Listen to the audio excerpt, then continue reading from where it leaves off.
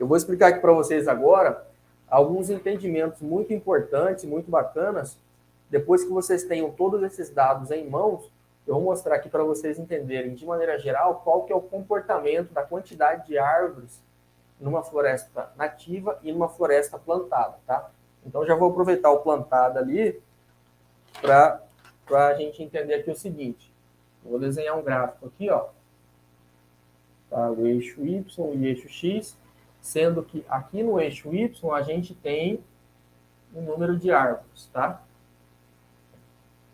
E aqui no eixo X a gente tem as classes de circunferência ou diâmetro, CAP, tá?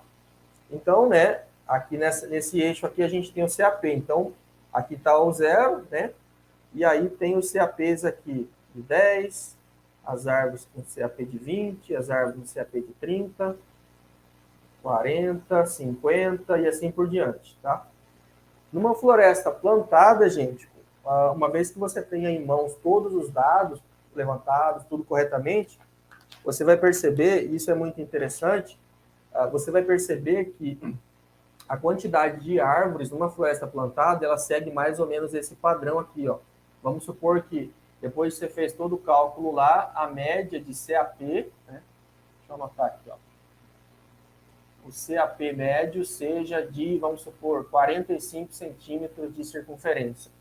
Você vai perceber que numa floresta plantada, ela vai ter mais ou menos esse comportamento aqui, ó. Essa curva aqui, assim, mais ou menos, tá? Em que, olha só, o 45, ele está mais ou menos aqui, né? Então, a gente tem a maior quantidade, a maior densidade de indivíduos numa floresta plantada, ele vai estar aqui ao redor da média. E aí, abaixo dessa média de circunferência, a gente tem uma quantidade menor de árvores, que são as árvores suprimidas, ou seja, árvores que estão com um grau de desenvolvimento menor, né? Tem árvores mais altas fazendo sombra, então essas árvores aqui são suprimidas, elas não conseguem se desenvolver bem, tá? Então a gente tem uma quantidade menor de árvores que está abaixo da média de CAP, que são as árvores suprimidas, e aqui a gente tem também uma quantidade menor de árvores que estão acima da média, que são as árvores dominantes, tá? As árvores dominantes numa floresta plantada são aquelas que naturalmente elas têm ali um grau de crescimento um pouco maior, então elas conseguem ficar, né, acima das outras. Se for então uma floresta plantada de origem seminal, de semente, então é mais nítido essa variação. Se for uma floresta plantada por clone, então isso aqui fica um pouco mais estreito, porque aí teoricamente são geneticamente iguais, tá? Mas, de maneira geral, olha só, isso aqui é o comportamento de uma floresta plantada em relação à quantidade de árvores por hectare, tá? Aliás, em relação à quantidade de árvores nas classes de circunferência ou diâmetro, tá? E por que é importante você entender isso? Porque você já tem aqui a quantidade total de árvores na sua floresta, beleza? Mas imagina que você queira fazer uma recomendação da quantidade de árvores para serem derrubadas, né? Dependendo da situação, dependendo da finalidade do plantio, dependendo aí de um planejamento a longo prazo, pode ser que você tenha a necessidade de tirar, de desbastar as árvores suprimidas. E aí você já sabendo a quantidade de árvores em cada uma dessas classes, você já consegue fazer ali uma recomendação técnica da quantidade... Opa, tá falhando aqui. Você já vai conseguir fazer uma recomendação técnica da quantidade de árvores a serem derrubadas, tá? Você já vai conseguir também fazer uma estimativa da quantidade de árvores que vai ficar remanescente, tá? Tudo isso só de você fazer o levantamento de inventário correto e você ter, com base nessas informações aqui, você já consegue fazer essa recomendação aqui, tá? Isso é uma coisa que, por exemplo, eu faço lá com as empresas que eu dou assessoria, que são empresas que trabalham, né, como eu disse, com teca, com floresta plantada, que trabalham com exportação.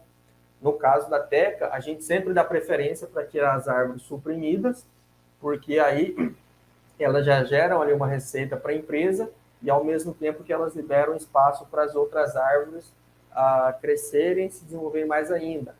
Aí, quando for no próximo desbaste, novamente, a gente tira as mais finas, que elas eram essas aqui, mas algumas engrossaram, outras não, enfim, tá? Então, isso aqui, ó, essa curva aqui que vocês estão vendo, tá? É o comportamento natural de uma floresta plantada, tá? Agora, eu vou explicar para vocês qual que é o comportamento normal de uma floresta nativa. Ela não segue esse padrão aqui, tá? Como que é, então, que é o padrão de comportamento, né, da quantidade de árvores numa floresta nativa, tá? Então, novamente aqui, ó, vou fazer de novo aqui. Novamente, tá? A gente tem aqui as classes de circunferência, tá? As classes de circunferência ou diâmetro. E aí, nesse eixo, a gente tem a quantidade de árvores, tá? No caso de uma floresta nativa, por via de regra, ela vai ter esse padrão aqui, ó, que é o que a gente chama de J invertido, tá?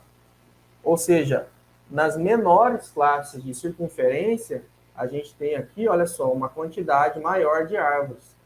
À medida que a gente vai aumentando as classes de circunferência, a gente vai tendo cada vez uma quantidade menor de árvores aqui nas classes mais grossas. Ou seja, numa floresta nativa, é normal que o comportamento dessa floresta seja esse, de que as árvores mais finas estejam em maior quantidade, tentando ali se desenvolver na competição natural da floresta, tá? E aí, à medida que vai aumentando, né, a classe de circunferência, a gente vai tendo uma menor quantidade das árvores que já estão no avançado estágio de crescimento, são as árvores dominantes, tá? E aí vamos supor que a média esteja aqui, mais ou menos aqui nesse local aqui, né? A média aqui de 35 de circunferência. Mas você perceba que não necessariamente a maior quantidade de indivíduos vai estar aqui ao redor da média, tá? Isso aqui é o comportamento, até esqueci de escrever aqui, ó. É o comportamento natural de uma floresta, tá? Nativa, tá bom?